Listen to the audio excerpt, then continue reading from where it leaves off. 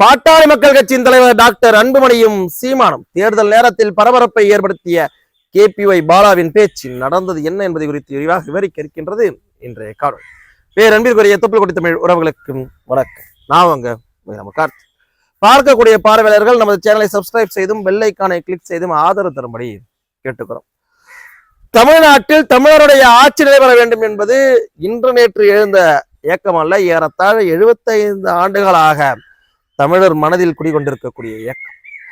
அதை நிகழ்த்தாமல் தடுத்து கொண்டிருக்கின்றது திராவிட இயக்கங்களின் சூழ்ச்சி. அதை உடைத்தெறியத்தான் ஒட்டுமொத்த இளைஞர்களும் சமூக வலைத்தளங்கள்ல வேகமாக ஒரு கோஷத்தை எப்பொழுதும் முன் வச்சுக்கிட்டே இருப்பாங்க.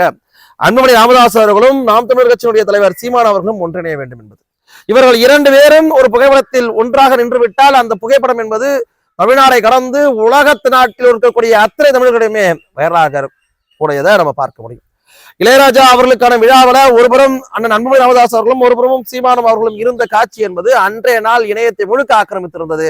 அது இளைஞர்களுடைய ஏக்கத்தை வெளிப்படுத்தி இருந்தது.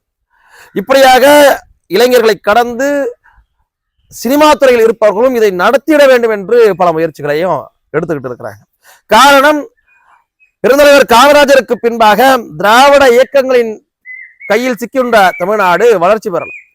அண்ணாதுரை அவர்கள் கையிலும், கலைஞர் கையிலும், எம்ஜிஆர் கையிலும், ஜெயலலிதா கையிலும் தமிழ்நாடு சிக்கி கொண்டதை தவிர்த்து தமிழ்நாட்டிலிருந்து ஒருவர் தமிழ்நாட்டை ஆள முடியல. என் வீட்டை நான் தான் திருத்த முடியும். என் வீட்டுல என்ன குறை இருக்குன்றது எனக்கு தான் தெரியும். உளமால மனதால என் நாடு நல்லா இருக்கணும், என் வீடு நல்லா இருக்கணும்னு நினைக்கக்கூடியவன் அந்த வீட்டில் ஒருவனாக இருக்கக்கூடிய, அந்த நாட்டில் ஒருவனாக இருக்கக்கூடியவனால் தான் முடியும். அதனால் தமிழ்நாட்டை தமிழன் தான் ஆள வேண்டும் என்பதுதான் அத்தனை பேருடைய நிலைப்பாடும். அது நியாயமான நிலைப்பாடும் கூட. தமிழ்நாட்டை தவிர உலக நாட்டுல வேற எங்கேயும் நடக்காத விந்தை தமிழ்நாட்டுல அந்நியர் ஒருவர் ஆள்வது. வேற எந்த நாட்டிலும் நடக்காது. இந்திய நாட்டுல ஒரு பாகிஸ்தான்காரரை கொண்டு வந்து பிரதமர் ஆக்கிவிட மாட்டோம். பக்கத்து மாநிலத்துக்காரர் தானே, நம்ம கூட ஒன்னா பாரதத்துல ஒன்னா இருந்தவங்க தானே. பங்களாதேஷ்காரங்களை கூட்டு வந்து ஆள விட மாட்டோம். ஆனால் இங்க மட்டும் ஆந்திராக்காரங்களையும், கர்நாடகாக்காரங்களையும், கேரளாக்காரங்களையும் கூட்டு வந்து ஆள விடுவது என்பது இது தமிழர்களுக்கான ஒரு தலையெழுத்தா ஆயிடுச்சு.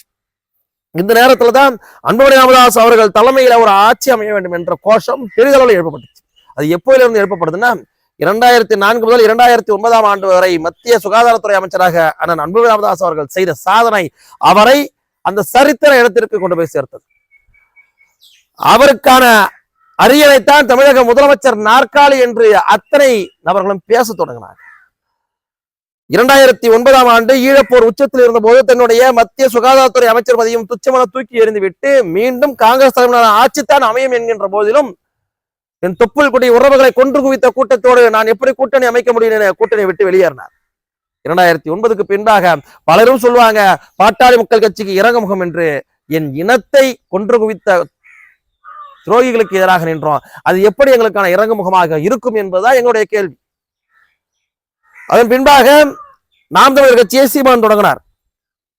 அதுக்கு மாற்று யாரும் இடமில்லாத ஒரு காரணத்தினால சீமான் மெல்ல மெல்ல எழுந்து வந்தார்.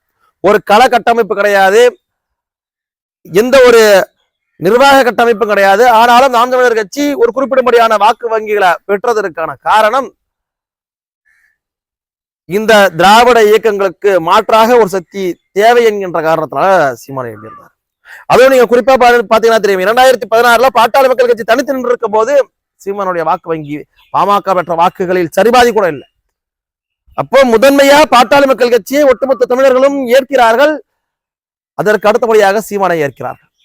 அப்படியாக இருக்கின்ற போது இந்த இரண்டு பேரும் ஒன்றிணைகின்ற போது பாட்டாளி மக்கள் கட்சியினுடைய தலைவரான அன்புமணி ராமதாஸ் அவர்கள் தலைமையிலான ஒரு கூட்டணி அமைகின்ற போது அதில் சீமானம் உள்ளூர் இருக்கின்ற போது அதை வரவேற்க பல இளைஞர்கள் தயாராக இருக்கிறார்கள். ஆனால் அதற்கு சீமான் இடம் கொடுத்தாரா என்றால் சீமானுடைய பேச்சு என்பது பல நேரங்களில் இதை முட்டுக்கட்டையாக்கியிருந்தது.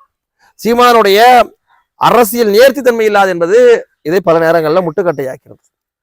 ஒரு சாதித்த ஒரு தலைவரின் பின்னால் அணிவகுக்கத்தான் தமிழ்நாடு காத்து கொண்டிருக்கிறதை தவிர்த்து நான் பெரிய தலைவர் என்பதை போல பிம்பத்தை தனக்குள்ளாக கொண்டிருக்கக்கூடிய ஒரு நபரின் பின்னால் தமிழ்நாடு பின்னோக்கி வர தயாராக இல்லை. அன்புமணிக்கு பின்னாக நான் உங்களை ஆதரிக்கிறேன் என்பதுதான் தமிழ்நாட்டுடைய இளைஞர்களுடைய நிலைப்பாடாக இருக்கின்றது. இருந்தாலும் இந்த இருவரும் தலைவர்களும் ஒன்றிணைய வேண்டும் என்பதும் அத்தனை பேருடைய விருப்பமாகவும் இருந்துச்சு. அதே போன்றுதான் KPY பாலா கிட்ட ஒரு கேள்வி எழுப்பப்படுது. KPY பாலாவை பத்தி எல்லாருக்குமே தெரியும். மக்கள் துயரம் அடைகின்ற போதெல்லாம் அவர்களுடைய துயதுரைக்க அந்த துன்பத்தில் பங்கு பெற்று அங்கே ஒரு நிவாரண பொருளாக, ஒரு அவளுக்கு வழி நிவாரணியாக, ஆறுதல் தரக்கூடிய நபராக அங்க களத்தில் நிற்கக்கூடிய நபர். பாட்டாளி மக்கள் கட்சியுடைய தலைவர் அண்ணன் அன்புமணி ராமதாஸ் அவர்கள் யார் இந்த மக்களுக்கான ஒரு நற்செயலை செய்தாலும் அவரை உளமாற மனதார பாராட்டக்கூடிய ஒரு நபர். இப்படியாக சென்னை பெருமள்ளத்துல விஜய் டிவி புகழ் கேபி பாலாவுடைய பங்கை மனதார அன்புமணி ராமதாஸ் அவர்கள் பாராட்டியிருந்தார். இதை குறித்து செய்தியாளர்கள் கேட்ட கேள்விக்கு கேபி பாலா அவர்கள், இந்த இருபெரும் தலைவர்களுமே அன்புமணி ராமதாஸ் அவர்களாக ஆகட்டும் சீமான் ஆகட்டும், இதை நாங்கள் பெரிதும் மதிக்கக்கூடிய நபர்கள். அன்புமணி சார் என்ன பாராட்டின விஷயம் என்பது எனக்கு மிகப்பெரிய மகிழ்ச்சியை கொடுத்துச்சு. அவர்கள் எவ்வளவோ வேலைப்பணிகளுக்கு மத்தியில, எவ்வளவோ மக்கள் பணிகளுக்கு மத்தியில சாதாரண என்னை அவர் பாராட்டி இருக்கிறார் என்றால் அதற்கு நான் எந்த அளவிற்கான மகிழ்ச்சியை பெருக்கணும், அவருக்கு மிகப்பெரிய நன்றியை தெரிவிச்சுக்கிறேன்னு கேபி பாலா சொல்லியிருக்கிறார். இதன் பின்பாக இந்த செய்தி என்பது பல செய்தித்தாளங்களில் வெளிவருகின்ற போது அத்தனை கமெண்ட்லையும் வந்திருந்த செய்தி என்பது, அன்புமணி ராமதாஸ் அவர்கள் தலைமையில ஒரு ஆட்சி இங்கு நிலைபெற வேண்டும், தமிழ்நாட்டை தமிழர் ஆள வேண்டும், அந்த கோஷம் இப்பொழுது உச்சகட்ட கட்டத்துல எட்டியிருக்கு. 2026 முதல்வர் நாற்காலி அவருக்காக இட்டிருக்கு. அன்புமணி ராமதாஸ் அவர்களுக்கு ஆதரவாக சீமான் பணியாற்ற வேண்டும், சீமான் அன்புமணி ராமதாஸ் அவர்கள் தலைமையேற்று கூட்டணி அமைக்க வேண்டும் என்று பல கமெண்ட்கள் அதில் வர்றதை பார்க்க முடிஞ்சிச்சு. சீமான் தமிழர் தேசியத்தை தூக்கி பிடிக்கின்றார், தமிழர்களுக்கான ஒரு மிகப்பெரிய ஒரு பணிகளெல்லாம் எடுத்து வைக்கின்றார். பாட்டாளி மக்கள் கட்சியின் அரசியல் பயிலரங்கத்தில் அரசியல் பயின்றவர் கூட இவர் அன்புமணி ராமதாஸ் அவர்களோடு ஒன்றிணைய வேண்டும் என்ற இளைஞர்களின் விருப்பம் என்பது பலரால் வரவேற்கப்படக்கூடிய விஷயமாக இருந்தாலும் கூட சீமான் பல இடங்கள்ல பல திருத்தங்களை செய்து கொண்டு இதற்கு தயாராகும் பட்சத்துல தமிழ்நாட்டில் ஒரு மிகப்பெரிய மாற்றத்தை உருவாக்க முடியும். அதற்கு இளைஞர் பட்டாளம் தயாராகி கொண்டிருக்கின்றது. நன்றி.